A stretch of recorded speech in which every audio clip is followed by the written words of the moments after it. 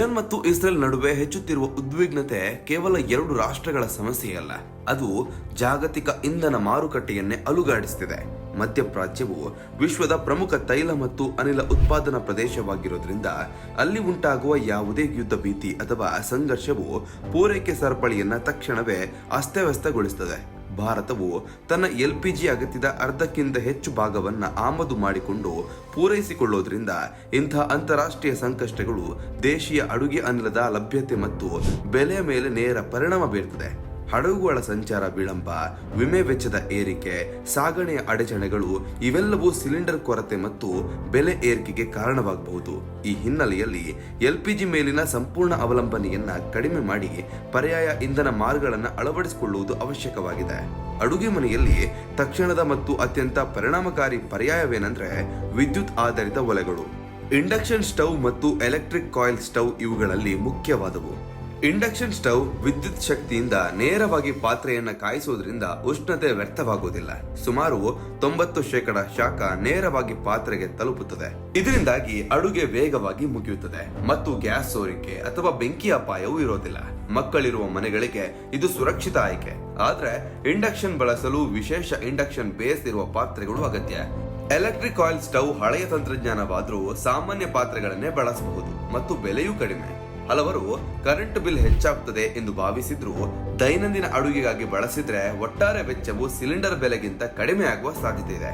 ಸ್ನಾನದ ನೀರು ಕಾಯಿಸಲು ಬಳಸುವ ಗ್ಯಾಸ್ ಗೀಸರ್ಗೆ ಪರ್ಯಾಯವಾಗಿ ಸೋಲಾರ್ ಮತ್ತು ಎಲೆಕ್ಟ್ರಿಕ್ ಗೀಸರ್ಗಳು ಉತ್ತಮ ಆಯ್ಕೆಯಾಗಿದೆ. ಸೋಲಾರ್ ವಾಟರ್ ಹೀಟರ್ ಸೂರ್ಯನ ಶಕ್ತಿಯನ್ನು ಬಳಸಿಕೊಂಡು ನೀರನ್ನ ಕಾಯಿಸುತ್ತದೆ. ಒಮ್ಮೆ ಅಳವಡಿಸಿದ್ರೆ ವರ್ಷಗಳ ಕಾಲ ಉಚಿತ ಬಿಸಿ ನೀರು ದೊರೆಯುತ್ತದೆ. ವಿದ್ಯುತ್ ಅಥವಾ ಗ್ಯಾಸ್ ಅವಶ್ಯಕತೆ ಇಲ್ಲದಿರುವುದರಿಂದ ಇದು ದೀರ್ಘಾವಧಿಯಲ್ಲಿ ಅತ್ಯಂತ ಆರ್ಥಿಕ ಮತ್ತು ಪರಿಸರ ಸ್ನೇಹಿ ಪರಿಹಾರ. ಮೋಡ ಕವಿದ ದಿನಗಳಲ್ಲೂ ಕಾರ್ಯನಿರ್ವಹಿಸಲು ಹಲವಾರು ಮಾದರಿಗಳಲ್ಲಿ ಎಲೆಕ್ಟ್ರಿಕ್ ಬ್ಯಾಕಪ್ ವ್ಯವಸ್ಥೆಯೂ ಇರುತ್ತದೆ. ಎಲೆಕ್ಟ್ರಿಕ್ ಗೀಸರ್ ಗ್ಯಾಸ್ ಗೀಸರ್ಗಳಿಗಿಂತ ಹೆಚ್ಚು ಸುರಕ್ಷಿತ. ಕಾರ್ಬನ್ ಮೊನಾಕ್ಸೈಡ್ ಸೋರಿಕೆಯ ಅಪಾಯ ಇಲ್ಲ. ಇಂದಿನ 5 ಸ್ಟಾರ್ ರೇಟೆಡ್ ಮಾದರಿಯ ಕಡಿಮೆ ವಿದ್ಯುತ್ ಬಳಸಿ ಹೆಚ್ಚು ಕಾರ್ಯಕ್ಷಮತೆ ನೀಡುತ್ತದೆ. ಅಡುಗೆಗಾಗಿ ಮತ್ತೊಂದು ಸಂಪೂರ್ಣ ಉಚಿತ ಪರ್ಯಾಯ ಏನಂದ್ರೆ ಸೋಲಾರ್ ಕುಕ್ಕರ್. ಇದು ಕೇವಲ ಸೂರ್ಯನ ಕಿರಣಗಳ ಶಾಖವನ್ನ ಕೇಂದ್ರೀಕರಿಸಿ ಆಹಾರವನ್ನ ಬೇಯಿಸುತ್ತದೆ. ಗ್ಯಾಸ್ ಅಥವಾ ವಿದ್ಯುತ್ ಅಗತ್ಯವಿಲ್ಲ. ಬಾಕ್ಸ್ ಮಾದರಿಯ ಕುಕ್ಕರ್ ವಿಧಾನ ಅಡುಗೆಗೆ ಸೂಕ್ತವಾಗಿದ್ದು ಅನ್ನ, ಬೇಳೆ, ತರಕಾರಿ ಬೇಯಿಸಲು ಉಪಯುಕ್ತ. ಪ್ಯಾರಾಬೋಲಿಕ್ ಮಾದರಿ ಹೆಚ್ಚಾಗಿದ್ದು ಶಾಖ ಉತ್ಪಾದಿಸಿ ಗ್ಯಾಸ್ ಸ್ಟವ್ ನಷ್ಟೇ ವೇಗದಲ್ಲಿ ಅಡುಗೆ ಮಾಡಲು ಸಹಾಯ ಮಾಡುತ್ತೆ. ಸೂರ್ಯನ ಬೆಳಕು ಉಚಿತವಾಗಿರೋದ್ರಿಂದ ತಿಂಗಳಿಗೆ ಅರ್ಧದಷ್ಟು ಸಿಲಿಂಡರ್ ಬಳಕೆಯನ್ನು ಕಡಿಮೆ ಮಾಡಬಹುದು. ಆದ್ರೆ ಮಳೆಗಾಲ ಅಥವಾ ಮೋಡ ಕವಿದ ವಾತಾವರಣದಲ್ಲಿ ಇದರ ಪರಿಣಾಮಕಾರಿತ್ವ ಕಡಿಮೆ ಆಗ್ತದೆ. ಇನ್ನು ಗ್ರಾಮೀಣ ಮತ್ತು ಅರೆನಗರ ಪ್ರದೇಶಗಳಲ್ಲಿ ಸೌದೆ ಒಲೆ ಮತ್ತು ಅಗ್ನಿಷ್ಟಿಕೆಗಳು ಇನ್ನೂ ಭರವಸೆಯ ಪರ್ಯಾಯವಾಗಿದೆ. ಹಳೆಯ ಕಾಲದ ಒಲೆಗಳಲ್ಲಿ ಹೊಗೆ ಮತ್ತು ಉಷ್ಣತೆ ವ್ಯರ್ಥವಾಗ್ತಿತ್ತು. ಆದ್ರೆ ಈಗ ಲಭ್ಯವಿರುವ ಸುಧಾರಿತ ಮಾದರಿಗಳು ಕಡಿಮೆ ಸೌದೆಯಲ್ಲಿ ಹೆಚ್ಚು ಶಾಖ ನೀಡುತ್ತದೆ ಮತ್ತು ಹೊಗೆಯ ಪರಿಣಾಮವು ಕಡಿಮೆ ಮಾಡುತ್ತೆ. ಒಣ ಎಲೆಗಳು, ತೆಂಗಿನ ಚಿಪ್ಪು, ಕೃಷಿ ತ್ಯಾಜ್ಯಗಳನ್ನ ಇಂಧನವಾಗಿ ಬಳಸಬಹುದು. ಅಗ್ನಿಷ್ಟಿಕೆ ಅಂದ್ರೆ ಚೂಲ ಸ್ಥಾನದ ನೀರು ಕಾಯಿಸಲು ಅಥವಾ ಚಪಾತಿ ರೊಟ್ಟಿ ಸುಡಲು ಉಪಯುಕ್ತ. ಸಿಲಿಂಡರ್ ಕೊರತೆಯ ಸಮಯದಲ್ಲಿ ತಕ್ಷಣದ ಪರಿಹಾರವಾಗಿ ಇದು ಕೆಲಸ ಮಾಡ್ತದೆ.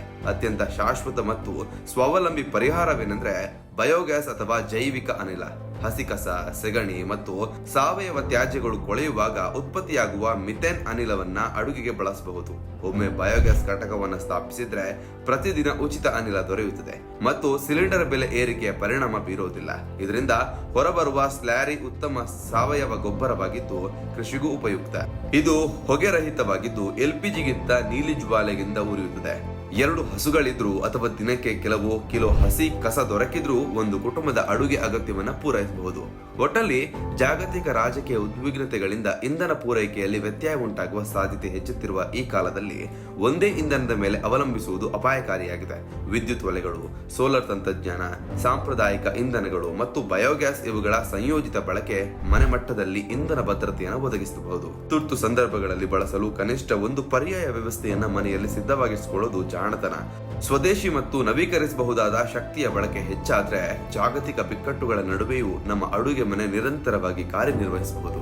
ಇದರ ಬಗ್ಗೆ ನೀವೇನಂತೀರಾ? ದಯವಿಟ್ಟು ಕಮೆಂಟ್ ಮೂಲಕ ತಿಳಿಸಿ. ಧನ್ಯವಾದಗಳು.